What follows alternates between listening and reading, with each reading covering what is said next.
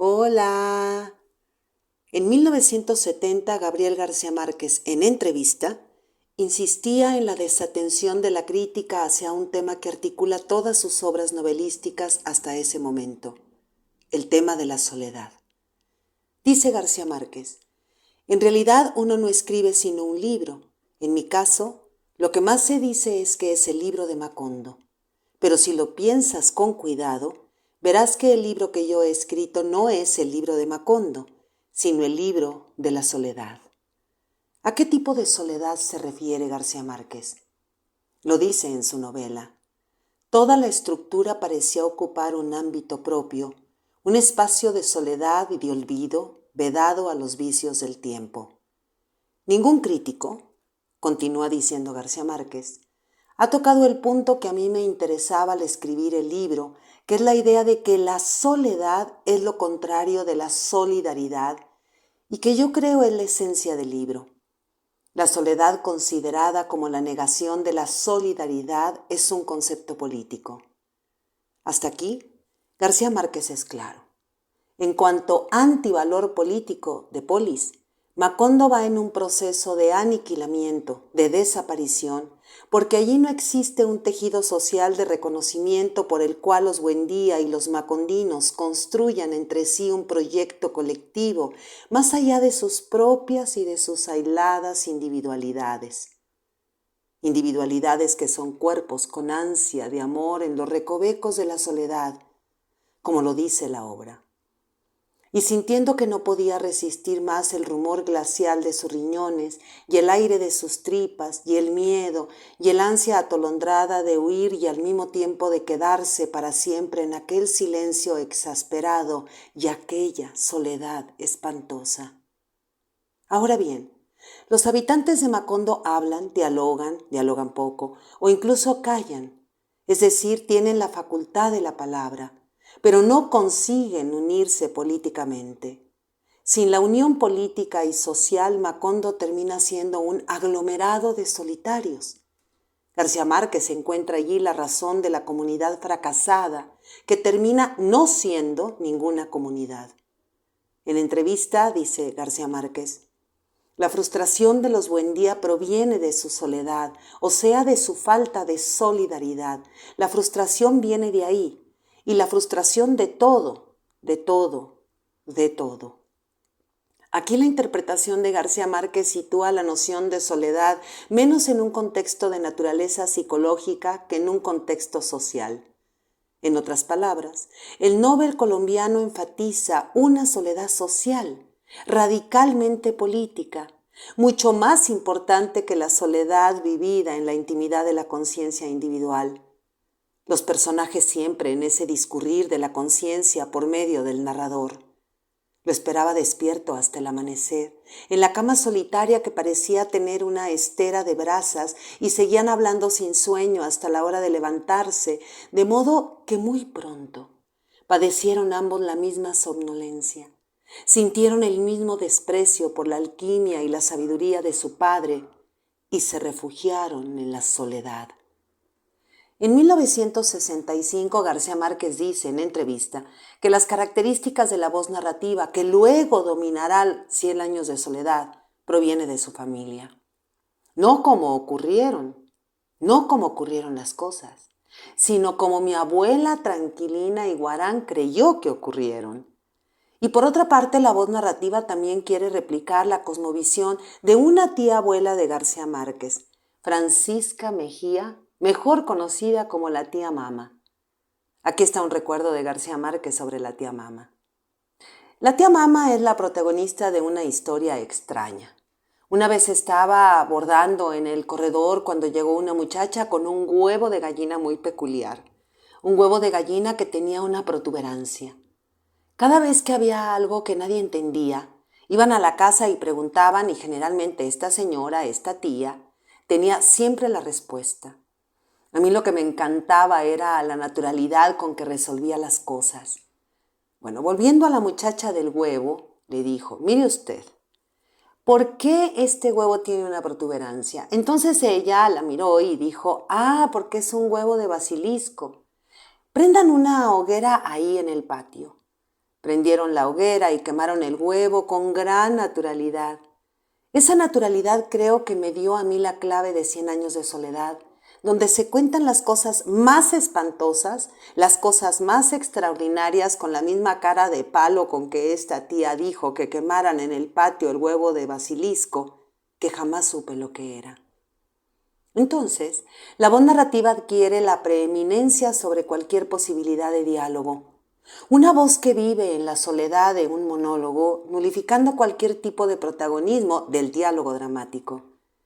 Dice la obra, y lo dice sin dramatismo. Ansioso de soledad, mordido por un virulento rencor contra el mundo, una noche abandonó la cama como de costumbre, pero no fue a casa de Pilar Ternera, sino a confundirse con el tumulto de la feria. El lector de 100 años de soledad puede imaginar sin ninguna dificultad que los personajes de Macondo viven sus vidas sin los dramatismos de los diálogos, sin insultos, sin gritos, sin cantos, sin carcajadas, pero sí con silencios. Pilar Ternera sería muy seguramente el personaje más bullicioso. Renata Remedios, Meme, el más silencioso. Y ya que hablamos de Pilar Ternera, escuche usted cómo la voz narrativa la presenta. Por aquel tiempo iba a la casa una mujer alegre, deslenguada, que ayudaba en los oficios domésticos y que sabía leer el porvenir en la baraja. Úrsula le habló de su hijo José Arcadio. Pensaba que su desproporción fálica era algo tan desnaturalizado como la cola de cerdo del primo. La mujer soltó una risa expansiva que repercutió en la casa como un reguero de vidrio. Al contrario, dijo, será feliz. Ahora bien, la cama ardiente, la calle dormida, están ligados a Pilar Ternera. La voz narrativa describe así el camino de José Arcadio hacia el lecho de Pilar. En la cama ardiente, José Arcadio comprendió que tenía que ir a buscarla aunque no fuera capaz.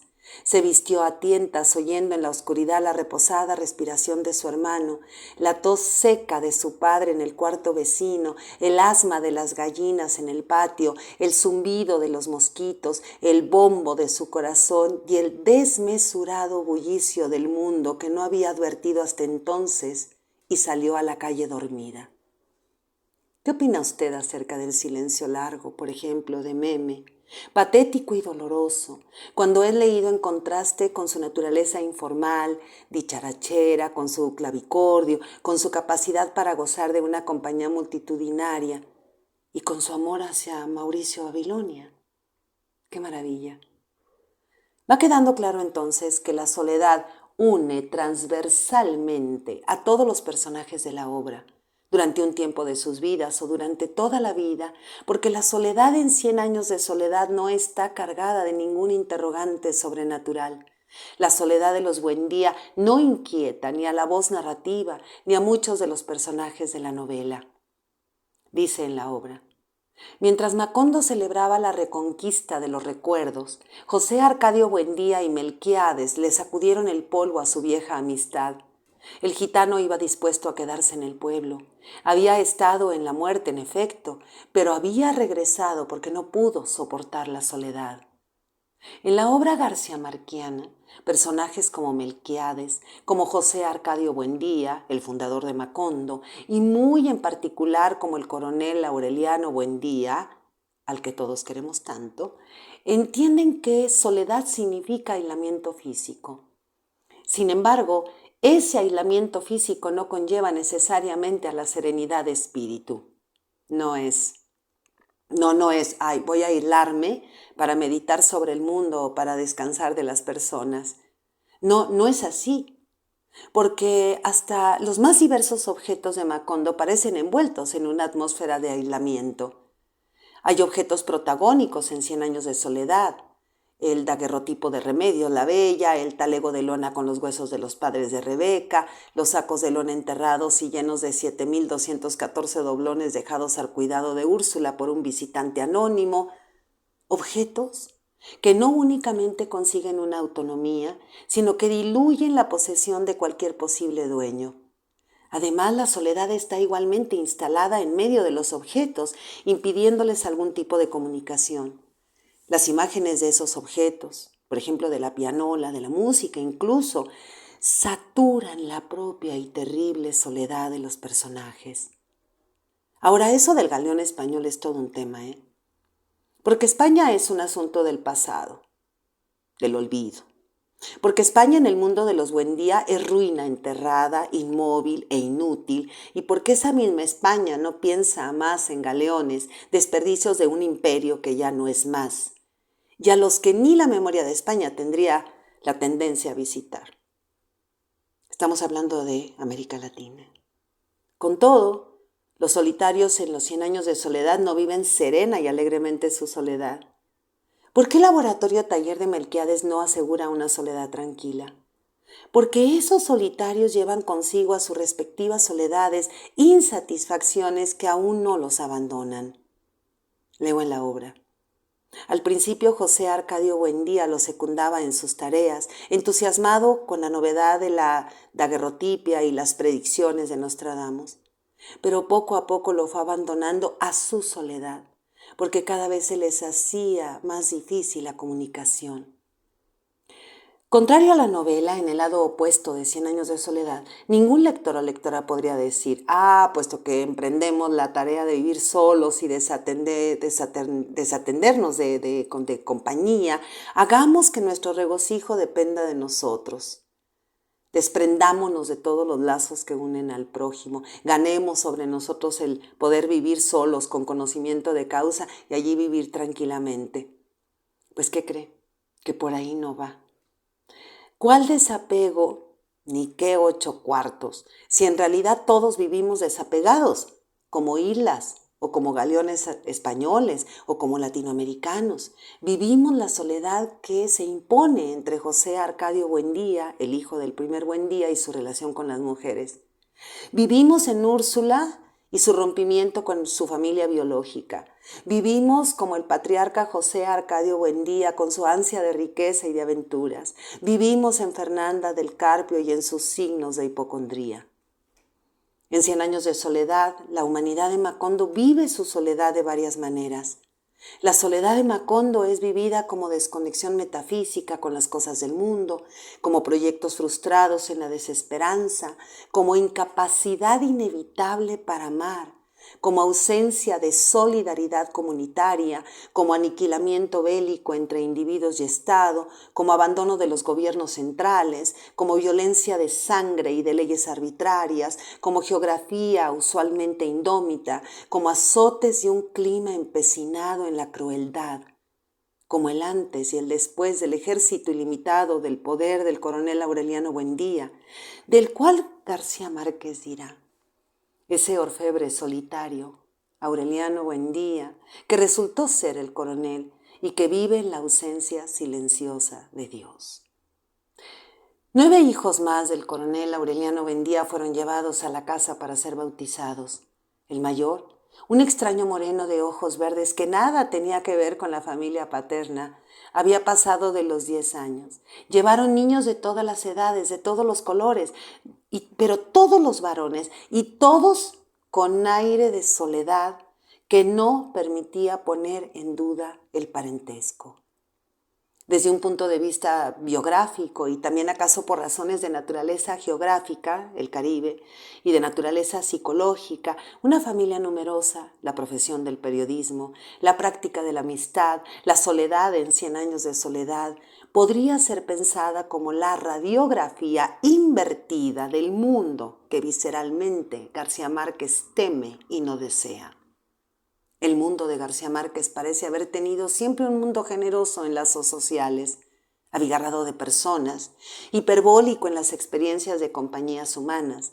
La vida del autor de 100 años de soledad podría ser vista como un ejercicio de lucha, desesperado y constante, para conjurar la soledad de Macondo, entendida esta soledad como falta de lazos solidarios en medio de las más diversas formas de la falsa compañía humana.